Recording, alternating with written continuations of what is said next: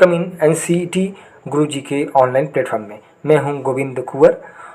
Dear candidates, आज की video में हम लोग डिस्कस करेंगे कि एनसीईटी आईटीपी 4 ईयर प्रोग्राम के लिए जब आप काउंसलिंग में जाएंगे तो कौन कौन से डॉक्यूमेंट आपके पास होने चाहिए। तो आइए देखते हैं कौन कौन से डॉक्यूमेंट आपको चाहिए। तो रिक्वायर्ड डॉक्यूमेंट फॉर काउंसलिंग के लिए क्या होना चाहिए। काउंसलिंग अभी स्टार्ट नहीं हो रहा है, लेकिन आपको अभी से ही प्रिपेयर करके डॉक्यूमेंट को रख लेना है, जिससे आपको काउंसलिंग में किसी प्रकार का प्रॉब्लम ना हो।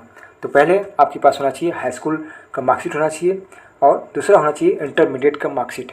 और इंटरमीडिएट का मार्कशीट फाइनल ईयर का मार्कशीट होना चाहिए, क्योंकि यदि आपने फॉर्म भरा होगा जब आप अपेयरिंग में होंगे तो ये तो अपेयरिंग वाला फॉर्म भर दिया होगा, लेकिन जब आप काउंसलिंग में जाएंगे तो आपको इंटरमीडिएट का मार्कशीट होना चाहिए। तो वे अपने स्कूल से जाके ले सकते हैं, चाहे सीबीएसई बोर्ड हो या स्टेट बोर्ड के हो स्टूडेंट। इसके अलावा आपके पास कैरेक्टर सर्टिफिकेट सीसी और ट्रांसफर सर्टिफिकेट टीसी होना चाहिए। यदि है तो अच्छी बात है, यदि नहीं है तो आप अपने स्कूल में जाइए और एप्लीकेशन टीसी और सीसी के लिए जमा कर दीजिए। कम से कम 1 हफ्ता या 15 दिन लगता है सीसी और टीसी मिलने में, तो इसके लिए भी आप अप्लाई कर दीजिए।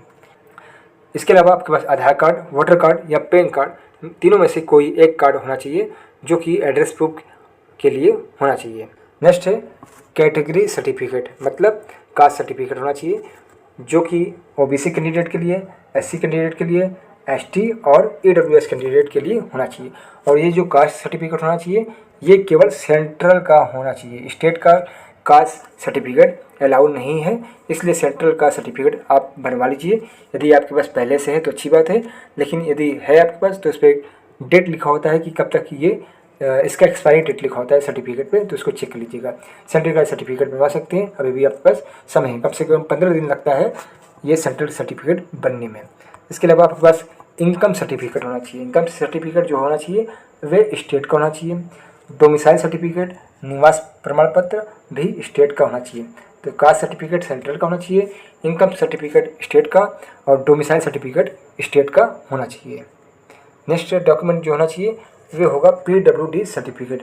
पीडब्ल्यूडी सर्टिफिकेट उन कैंडिडेट के लिए है जो कि दिव्यांग स्टूडेंट है, तो वे अपना पीडब्ल्यूडी सर्टिफिकेट बनवा लें, यदि है तो अच्छी बात है।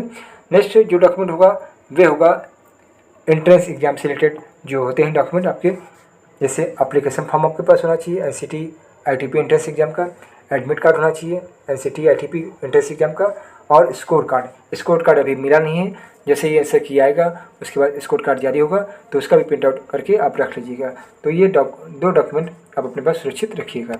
तो ये थे डॉक्यूमेंट लिस्ट जो कि काउंसलिंग के समय आपके काम आएंगे। तो डियर कैंडिडेट्स, यदि आपके पास कोई क्वेरी है, कोई कमेंट है तो आप कमेंट कर सकते हैं, और नेक्स्ट वीडियो में मिलते हैं।